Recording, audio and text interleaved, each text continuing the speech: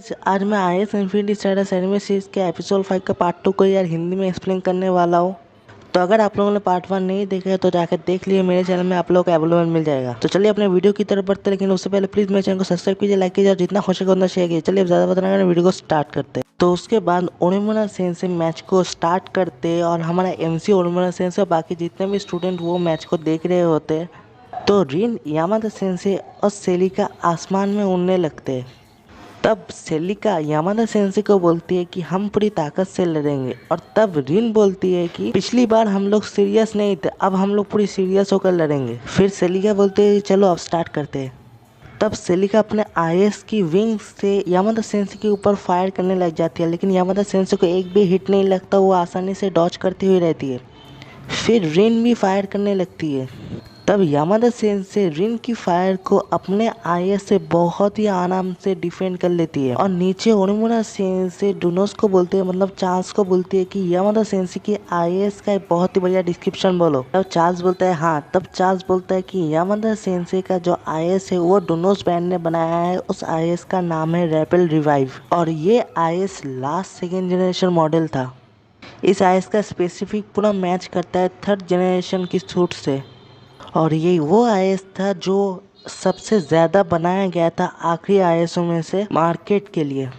और जब वो ये बात बोल रहा होता है ना, तब ऊपर फाइट भी चल रहा होता है, जहाँ पर यामादा सेंसेई अब काउंटर अटैक करते हैं सेलिका के ऊपर, और वो भी फायर करते हैं और सेलिका जैसे तैसे उसकी फायर को डॉच कर रही होती है। और दूसरी तरफ चार्ल्स बोल रहा होता है कि ये थर्ड सबसे बिकने वाला मॉडल था।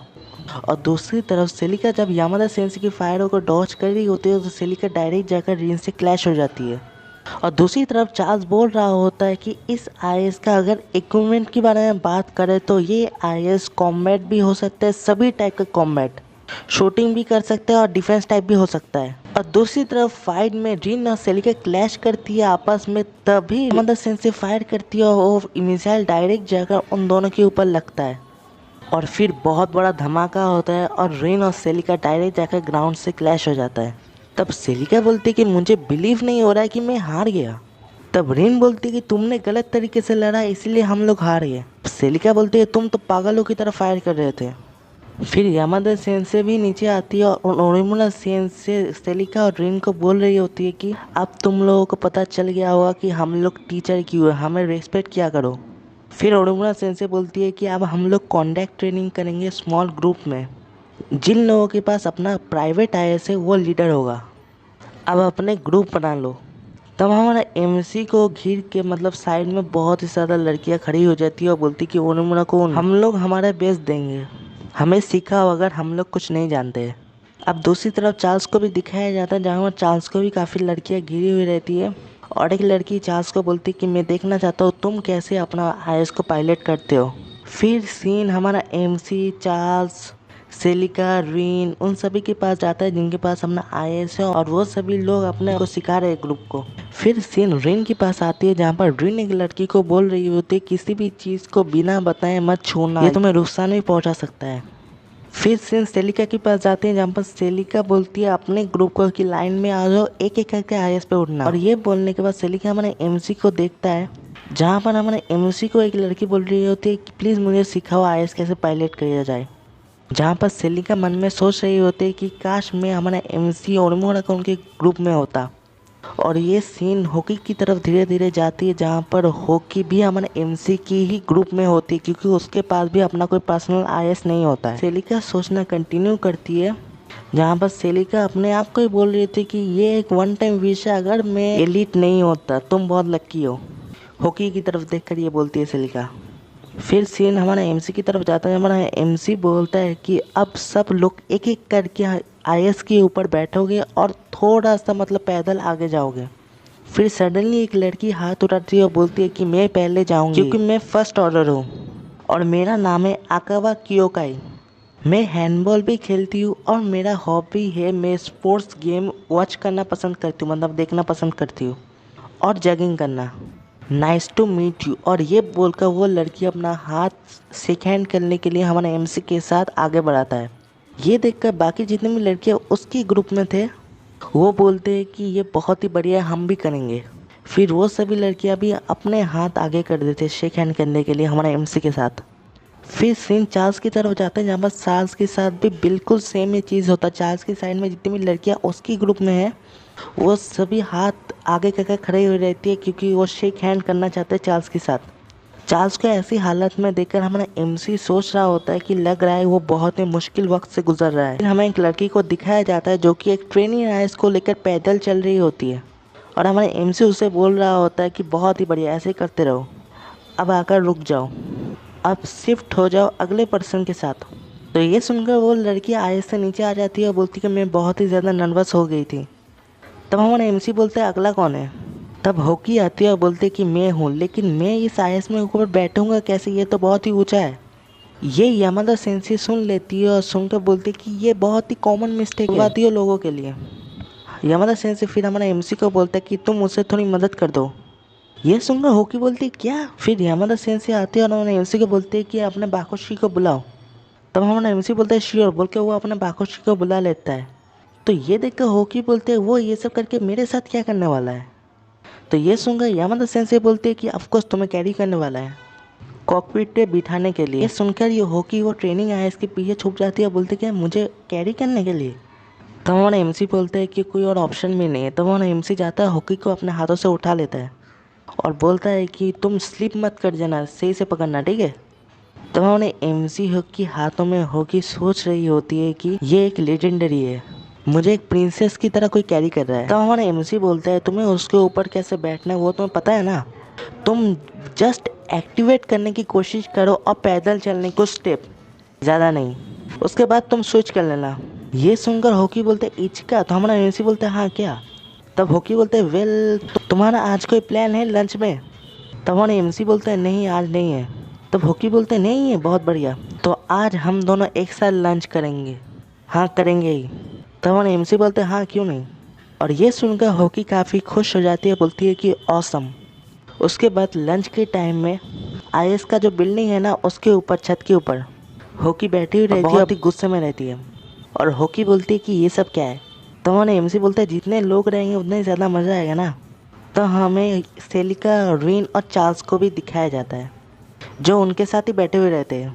एमसी बोलता है चार्ल्स तो नया नया आया है ना, ट्रांसफ़र स्टूडेंट है वो, तो उसे ये सब आईएस बिल्डिंग के बारे में कुछ भी ज़्यादा कुछ पता नहीं है, तो मैं इस तरीके से उसको थोड़ा हेल्प भी कर रहा हूँ। तब होकी बोलते हैं हाँ ये तो सही है।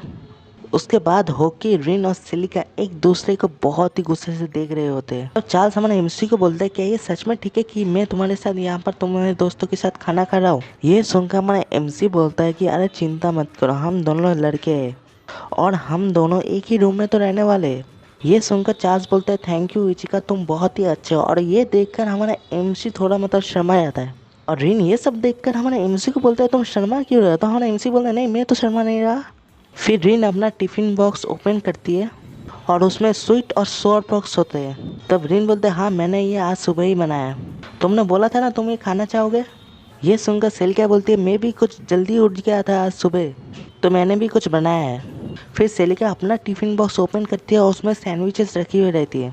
तो सेलिका बोलती है कि ब्रिटिश में भी बहुत ही अच्छा खाना होते हैं। हमारा एमसी बोलता है ये देखने में तो बहुत ही बढ़िया लग रहा है, रुको मैं ट्राई करके बताता हूँ।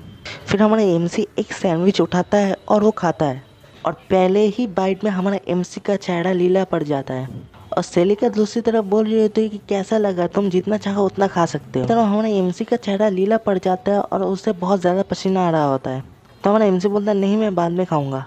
फिर हमारा एमसी होकी की तरफ देखता है और होकी बोलती है कि मैंने भी कुछ बनाया है। तब होकी अपना टिफ़िन बॉक्स ओपन करती है और हमारा एमसी बोलता है कि ये देखने में बहुत ही बढ़िया लग रहा है, डैट लुक ऑसम। हमारा एमसी बोलते हैं तुम्हें इतना बढ़िया खाना बनाने में ज़रूर बहुत मेहनत लगा हुआ। तब होकी बोलते नहीं मैंने कुछ ज़्यादा ही बना लिया था जब मैं बना रहा था और मैं थोड़ा ज़्यादा एफर्ट डाला था बनाने के टाइम। तब हमारा एमसी बोलते हैं फिर भी थैंक यू सो मच। फिर हमारा एमसी होकी की लंच बॉक्स से एक फूड लेता है, बोलता है कि मैं अब ये ट्राई करके देखने वाला हूँ। फिर हमारा एमसी खाता है और होकी बहुत ही सीरियस होकर हमारे एमसी की तरफ देख रहा होता है कि उसे ये अच्छा लगे कि ना। और हमारा एमसी बोलता है ये बहुत ही स्वादिष्ट था, ये बहुत ही ज़्यादा डिलीशियस था। हमारा एमसी बोलता है तुम्हें बहुत ज़्यादा टाइम लगा होगा ना ये खाना बनाने में। तब होकी बोलती है मैंने इसमें ग्रीनजर और सोया सॉस भी दिया और कुछ ग्रीनिक और मैंने कुछ पेपर भी डाला था ये सब डालने से पहले। रेडिश ग्रेशा सबसे बढ़िया काम करता है स्पाइस अप के लिए। हमारा एमसी बोलता है बहुत ही बढ़िया है। और ये सब रीन और सेलिका बहुत ही गुस्से से देख रही होती है। हमारा एमसी फिर बोलता है होकी तुम खाने नहीं वाले। तब होकी बोलते है कि ये खाना बनाने के टाइम जितने भी फेलियर हुआ था वो सब उसे खुद ही खाना पड़ा था। तब हमारा एमसी बोलते है क्या। तब होकी बोलते नहीं नहीं कुछ नहीं, मैं बिल्कुल ठीक हूँ। वेल तुम्हें पता है कि मैं बहुत ही ज़्यादा खुश हूँ कि तुम्हें ये खाना पसंद आया। तब हमारा एमसी होकी को बोलता है कि तुम भी थोड़ा ट्राई करो ना। तब हमारा एमसी अपने हाथों से खाना उठाकर होकी को मुंह के सामने रखता है। बोलती है क्या चल रहा है। तब हमारा एमसी बोलता है तुम भी थोड़ा खाओ। और ये सब देखकर रीन और सेलिका बिल्कुल शॉक हो जाती है। तब होकी बोलते हैं हाँ श्योर। तब हमारा एमसी होकी को अपने हाथों से खिलाता है। तब होकी बोलती है ये सच में बहुत ही बढ़िया था। तब हमारा एमसी बोलते हैं हाँ फ्राइज़ बहुत ही बढ़िया थे। तब होकी बोलती कि ये सब फ्राइज़ नहीं है लेकिन काफ़ी बढ़िया था। ये देखकर चार्ल्स बोलते हैं क्या ये हियर आना है जो जापानीज कपल करते हैं। तुम दोनों बहुत ही अच्छे दोस्त हो। और ये देखकर रिन बोलती कि नहीं वो दोनों बहुत ही अच्छे दोस्त नहीं है। सेलिका बोलती है कि एग्जैक्टली मुझे और एक बार चांस दो ट्राई करने के लिए। चार्ल्स बोलता है कि चलो हम लोग अपना साइड डिश एक दूसरे के साथ एक्सचेंज कर लेते हैं।